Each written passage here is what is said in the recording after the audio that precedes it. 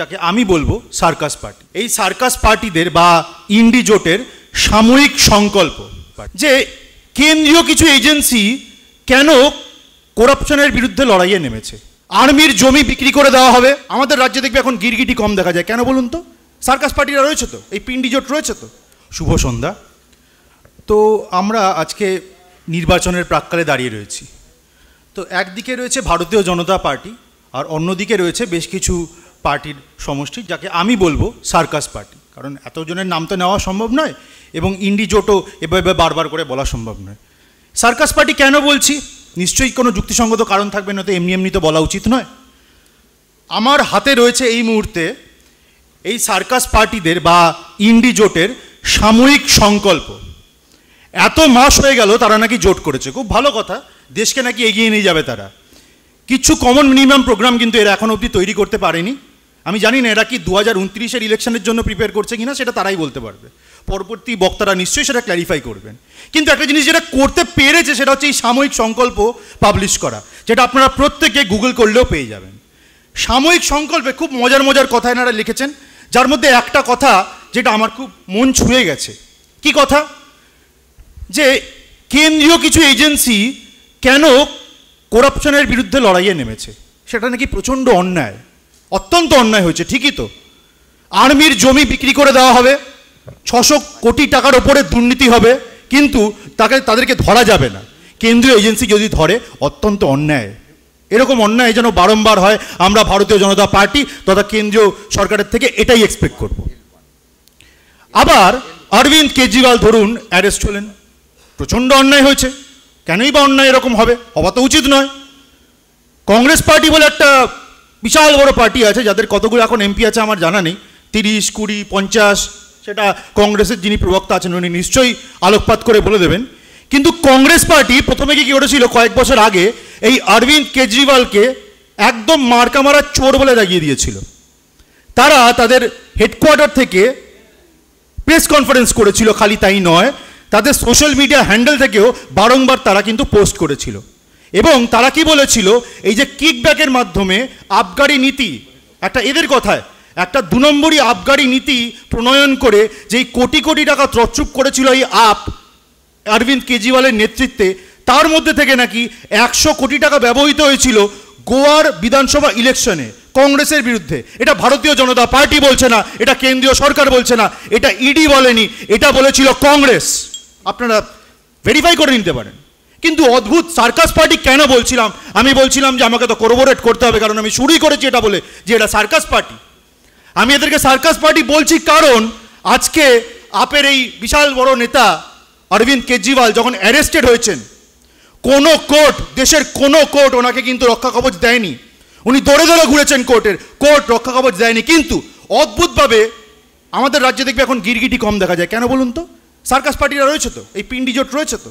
হঠাৎ করে দেখা গেল কি, এই কংগ্রেস পার্টির বড় বড় নেতারা এখন বলা শুরু করেছেন এটা নাকি রাজনৈতিক প্রতিহিংসা। আরে ভাই, এটা কি মামার বাড়ির আবদার হচ্ছে? একজন দুর্নীতিগ্রস্ত নেতা, আপনারা বলছেন দুর্নীতিগ্রস্ত, আপনারা অভিযোগ করেছেন, তার বিরুদ্ধে এত বড় বড় অভিযোগ, কোর্ট সজ্ঞান নিয়েছে, সেগুলো কোর্ট প্রোটেকশন দেয়নি।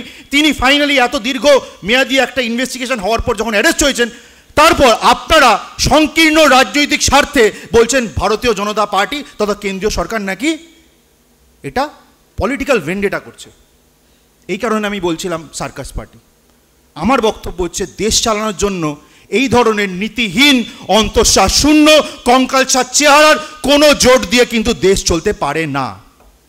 দেশ চালাতে গেলে আপনাকে থাকতে হবে ভিশন, আপনার থাকতে হবে নীতি। এই নীতি কোথায়? খালি তো সাময়িক সংকল্পে অন্যান্য সব গল্প দেখতে পাচ্ছি, এই ধরনের কথা দেখতে পাচ্ছি। কোথায় কমন মিনিমাম প্রোগ্রাম তো দেখতে পেলাম না। এই ভোট আসবে, ভোটে হেরে ভূত হয়ে যাবেন, তারপর আপনারা কমন মিনিমাম প্রোগ্রাম বার করবেন নাকি? কোথায় ম্যানিফেস্টো আপনাদের? 1 বছর আগে জোট করেছেন। আর আমাদের রাজ্যে যদি একটু ফিরি, আমাদের রাজ্যে একটা বিশাল বড় দল রয়েছে, তৃণমূল কংগ্রেস তাদের নাম। তাদেরকে নিয়ে না বললে তো হয় না, এত বড় দল তারা ভারতীয় জনতা পার্টিকে বলে নাকি বহিরাগত পার্টি। যখন দেশের প্রধানমন্ত্রী এই বাংলার মাটিতে আসবেন তখন তিনি হয়ে যান বহিরাগত। যখন দেশের স্বরাষ্ট্রমন্ত্রী এই বাংলার মাটিতে আসবেন তখন তিনি হয়ে যান বহিরাগত। কিন্তু ফাঁকা ব্রিগেডে যখন র্যাম্প ওয়াক করা দেখছিলাম ক্যাটওয়াক করা দেখছিলাম, তখন আমরা অদ্ভুত অদ্ভুত সব লোকজনদের দেখলাম। একজন বিহারের, আরেকজনও বিহারের, আরেকজন তো গুজরাটি। তখন তারা বহিরাগত নয়, তাদেরকে ভোটে দাঁড় করিয়ে দিল এই তৃণমূল কংগ্রেস। এবার আমার প্রশ্ন হচ্ছে, আমি কেন সার্কাস পার্টি বলছিলাম, আমি আবার কোরোবোরেট করছি। একটা দল যারা গলা ফাটিয়ে ফাটিয়ে চিল্লে চিল্লে এত দিন ধরে বলে গেছে যে ভারতীয় জনতা পার্টি নাকি বহিরাগত, কেউ যদি প্রচার করতে আসে সে নাকি বহিরাগত, নিজেরা যখন এই বাংলার মাটি থেকে কোট অ্যান্ড কোট বহিরাগতদের ইলেকশনে দাঁড় করাচ্ছে, তখন তাদের ন্যারেটিভে কি ডাইলিউশন হচ্ছে না? আমার ক্যাটাগরিক্যাল প্রশ্ন থাকলো। পরিষ্কার আমি বলছি, দেশ চালাতে গেলে এরকম চচ্চড়ি জোট দিয়ে কিন্তু দেশ চালানো যায় না। আর আরেকটা বড় পার্টি আছে যারা কমতে কমতে এখন শূন্য, মহাশূন্য সেখানে চলে গেছে। আমি নাম করে তাদেরকে আলাদা করে কষ্ট দিতে চাই না, কিন্তু আমি খালি একটা কথা বলবো যে বড় বড় নীতি কথা বলার আগে একবার কেরালার দিকে তাকাও। কেরালার অর্থনৈতিক অবস্থা এখন কোথায়? শ্রীলঙ্কার থেকেও খারাপ অবস্থায় চলে যাচ্ছে। মানে কি করছে এরা? এরা নাকি পেট্রোপণ্যের দাম নিয়ে কথা বলে, কেরালায় আজকে পেট্রোলের দাম 160 টাকার উপরে চলে গেছে। কেন? তোমরা স্টেট ট্যাক্স ইম্পোজ করেছো বলে গেছে। তোমরা মুখে বড় বড় নীতি কথা বলে সেটা কমাতে পারছো না। হ্যাঁ, আপনারা ঠিক ধরেছেন, আমি বামপন্থীদের কথা বলছি। সুপ্রিম কোর্টের ডকুমেন্ট তুলে দেখে নিন। কেন্দ্রীয় সরকার তারা অর্থনৈতিকভাবে কেরালাকে এত জায়গায় নিয়ে চলে গেছে। ওখানকার কেরালা সরকার, কেন্দ্রীয় সরকার নিজে থেকে এগিয়ে এসে বলেছে আমরা 5,000 কোটি টাকা দিচ্ছি তোমাদের হেল্প করার জন্য। তখন তারা বলছে না, আমাদের 5,000 কোটি টাকায় হবে না, আমাদের 10,000 কোটি টাকার অনুদান দিন, হেল্প করুন। আমরা এইভাবে রাজ্যটাকে দেউলিয়া করে ফেলেছি। অবশ্যই অবশ্যই এরা আমি বলছি স্বার্থান্বেষী কিছু শক্তি একসঙ্গে এসছে, কোনো ভিশন নেই দেশকে চালানোর। আমরা বলছি বিকশিত ভারত আমরা গড়ে তুলবো, আমরা দেশকে এগিয়ে নিয়ে যাচ্ছি। সেখানে সাইড থেকে যে যত খুশি খঞ্জনি বাজাক, সেই খঞ্জনিতে ভারতবর্ষের জনগণ সাড়া দেবেন না, তাদেরকে পুরো একাধারে বর্জন করবেন। Thank you so much.